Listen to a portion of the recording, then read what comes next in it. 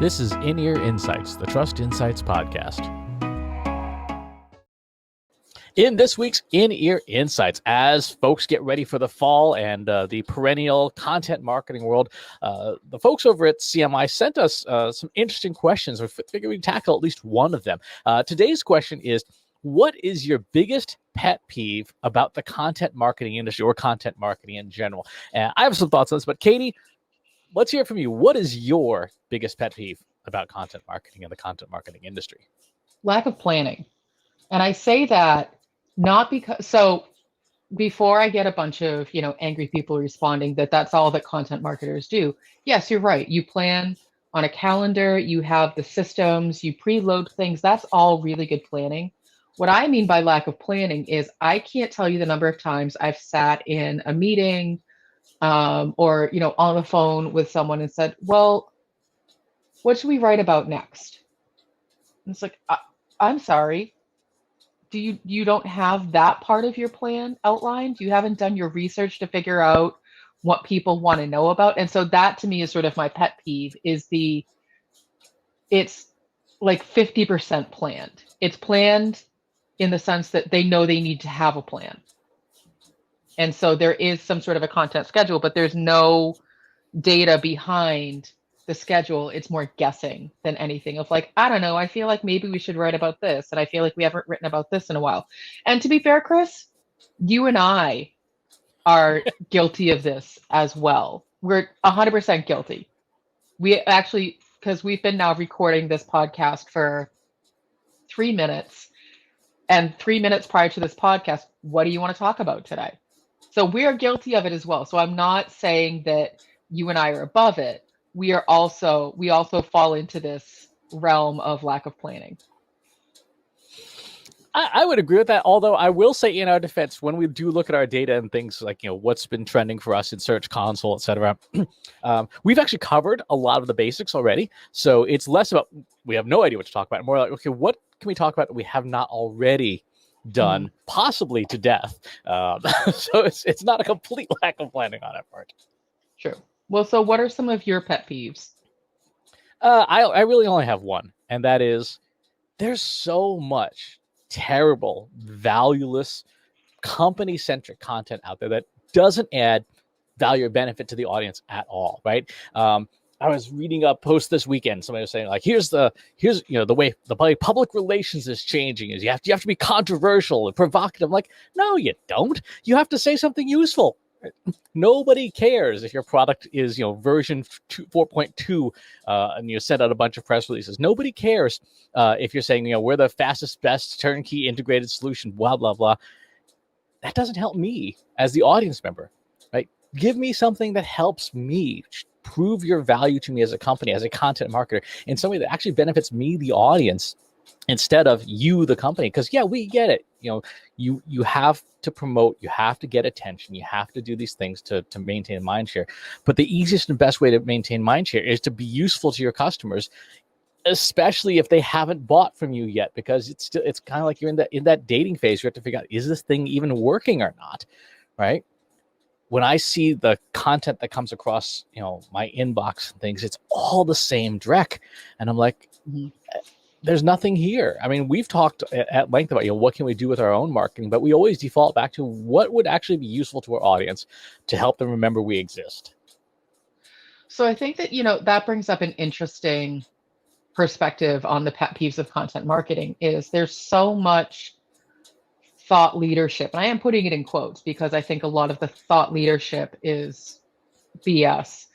There's so much thought leadership conference out there with well, here's the future state of, and here's what's coming. But what we as marketers really need is the so what. Like, great, but what do I do about it? And so I think, if I'm thinking about my pet peeves of content, it's just, here's my opinion, period. And I'm like, but what do I do with that? What action do I need to take? Give me 1 or 2 steps, like now go do this. Or now go read this thing, which will help you understand, the word jumble that I just spit on you.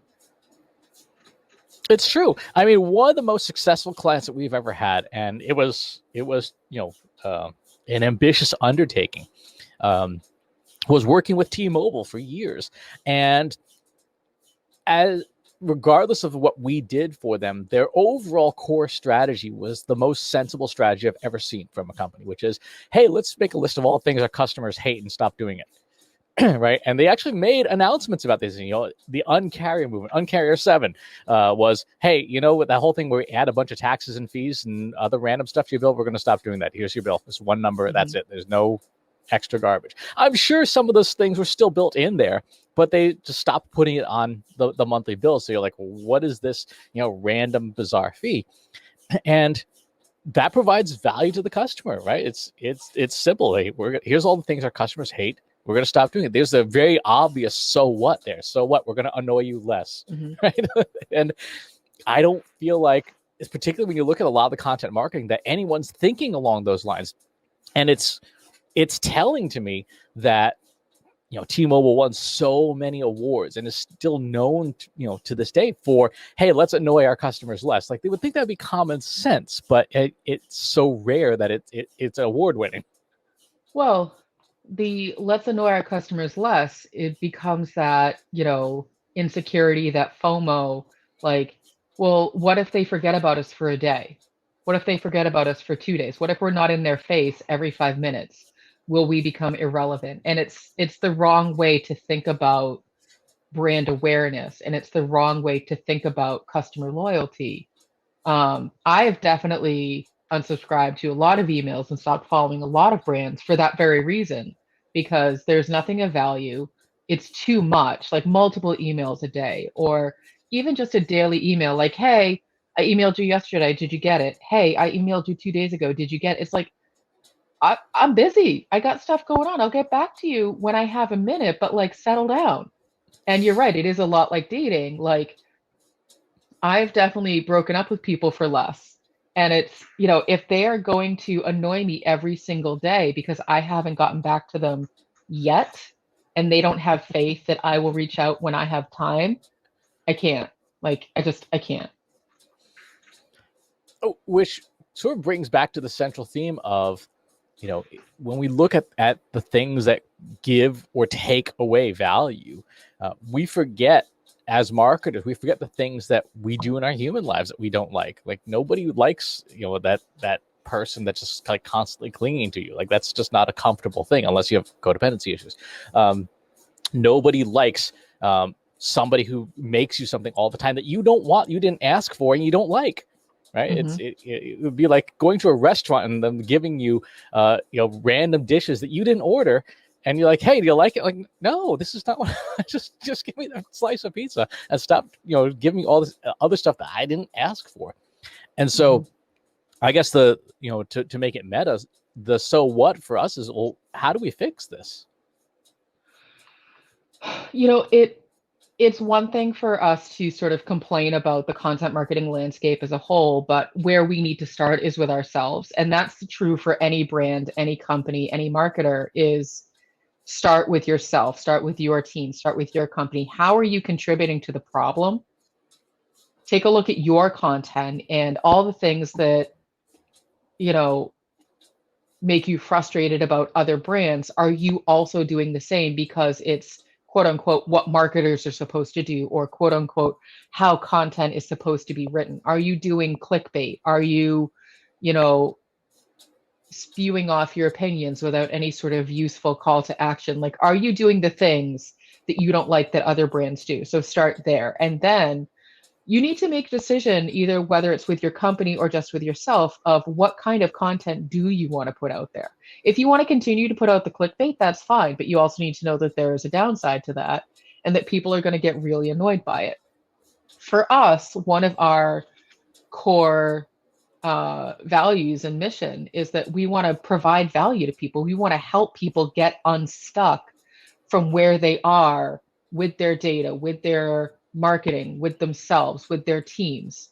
So if we're just giving them opinions and no actual calls to action, we're part of the problem as well. So the way that we start to fix it is to really take a hard look at our content and make sure that everything we're putting out there not only introduces the problem, but also gives people a couple of different solutions to try. Go try this.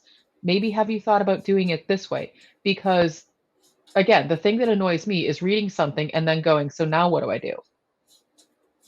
Yep.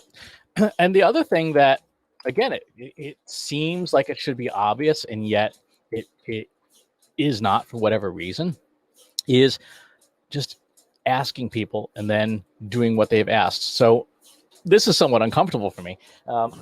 I ran a survey, right, to my newsletter, saying, "Hey, what do you think about the length of the newsletter, the frequency, the variety?" And I've got these little spark charts here, Mm-hmm. and it's numbers, 5 being the highest, 1 being the lowest. And of the three things, that the length, frequency, and variety, the one that's the lowest is length and stuff. And there's this, and if you look at the little spark chart, there's a sizable amount on this left hand side that says, "Yeah, your newsletter's too long." And I'm like, dang it. And now that I've asked people, I Uh-huh. now have to go and do something with the information. Go, okay, well, what should I do to make it less lengthy? Because clearly, I mean, yes, there's a good chunk of people on this, on the right hand side of this little spark chart, that says, yes, your newsletter is just the right length. But there's also a whole bunch of people who are like, it's too long. So Mm-hmm. I have to maybe not like cut it down drastically, but I do have to shorten it because I asked, people Mm-hmm. answered, and now I have to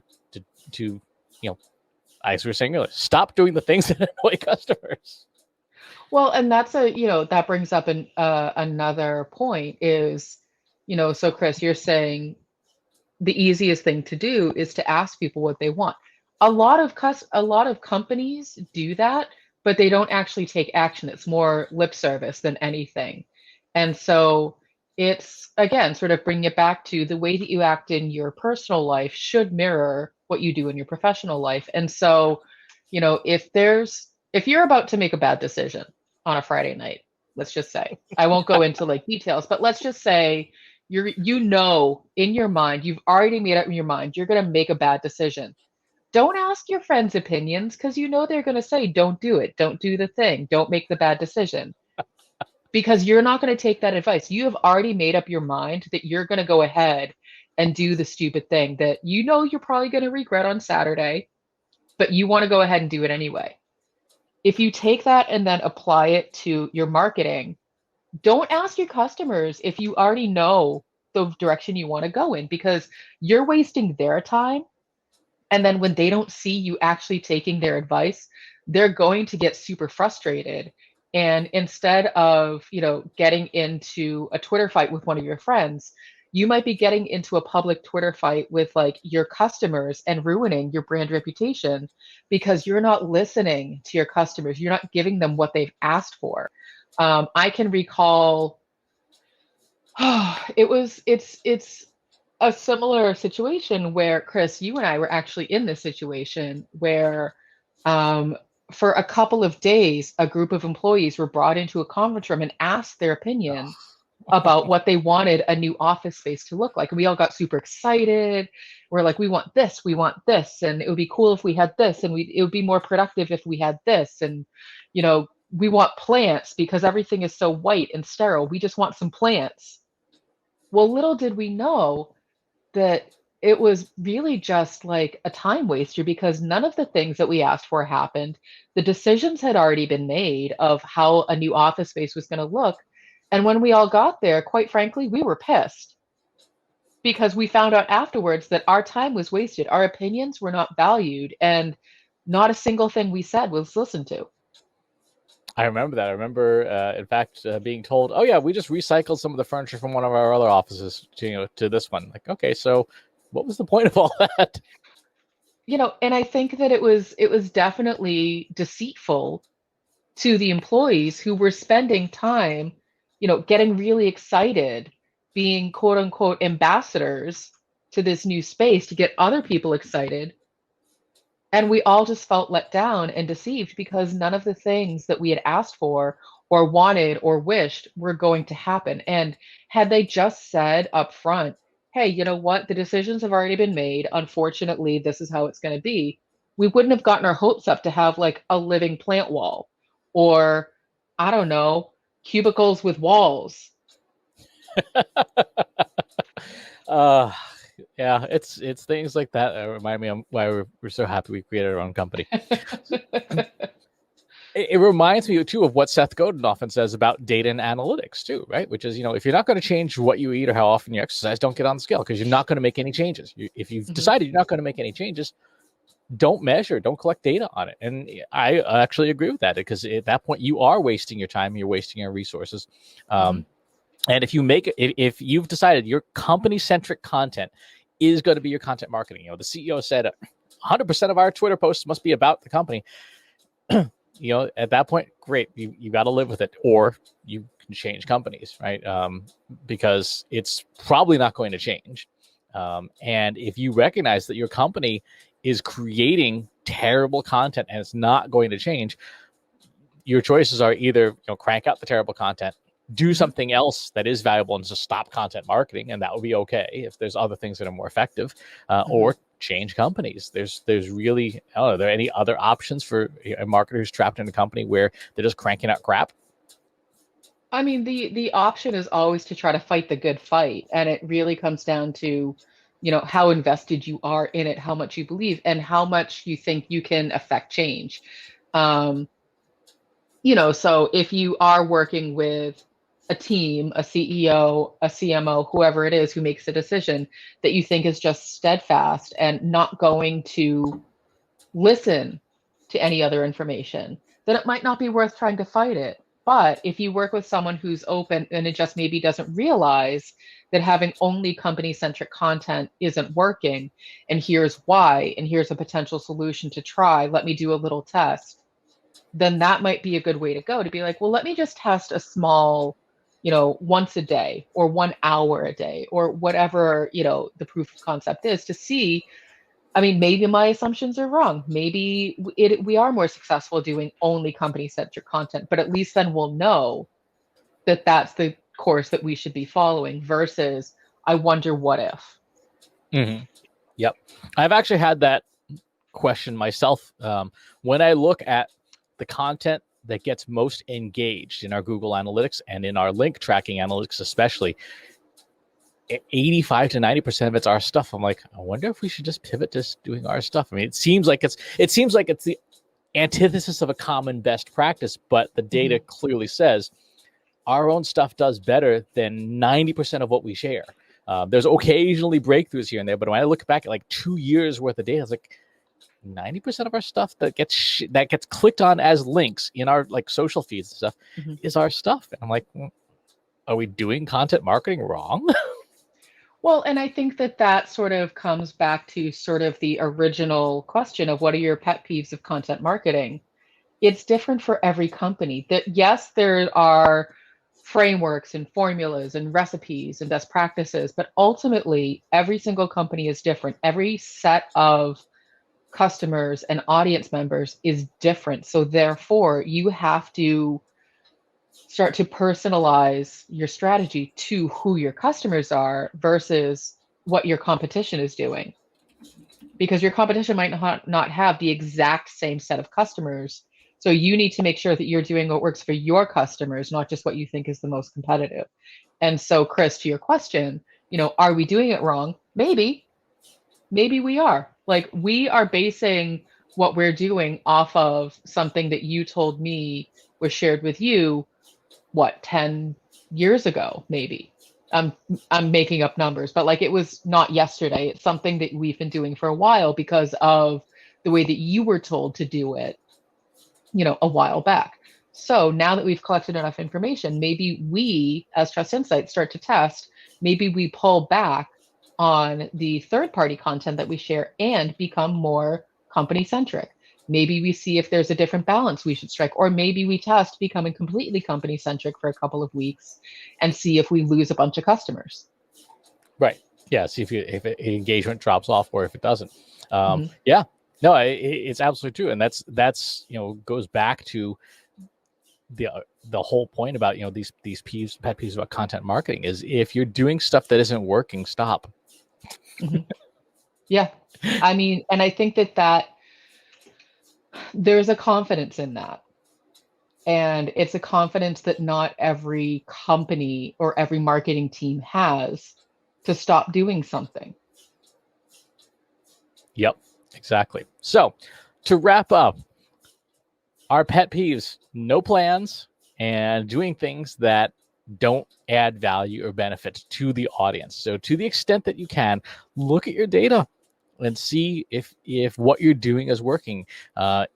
If you can, network with other colleagues and see what their relative levels of performance are. Ask them, hey, like, what's the average time on site for your company, or things like that. Just to, nothing that's going to be like super competitive, but just ask people, how are other sites and other content marketing programs working? Listen to and read through, winning award submissions, things like content marketing awards, so that you can see, like, what is the best in class doing these days, and use that as benchmarks to say, yeah, either our content marketing is working for us or it's not. And then, please, if something's not working, stop doing it. That's the the most important lesson. If something's not working, stop doing it, because you're just wasting your time and irritating your audience. I mean, I shouldn't eat ice cream every day, but I do. Here we are. I should stop. I'm not gonna. Dang CEOs. If you have comments or questions or anything in today's episode and you'd like to chat about it, go over to our free Slack group, Analytics for Marketers, at trustinsights.ai/analytics for marketers, where you and over 1,800 other marketers are discussing things every day. And wherever it is that you're watching or listening to this episode, if there's a place you'd rather get it, chances are you can find it over on the podcast page at trustinsights.ai/TI podcast. Thanks for tuning in. We'll talk to you soon. Take care. Need help making your marketing platforms, processes, and people work smarter? Visit trustinsights.ai today and learn how we can help you deliver more impact.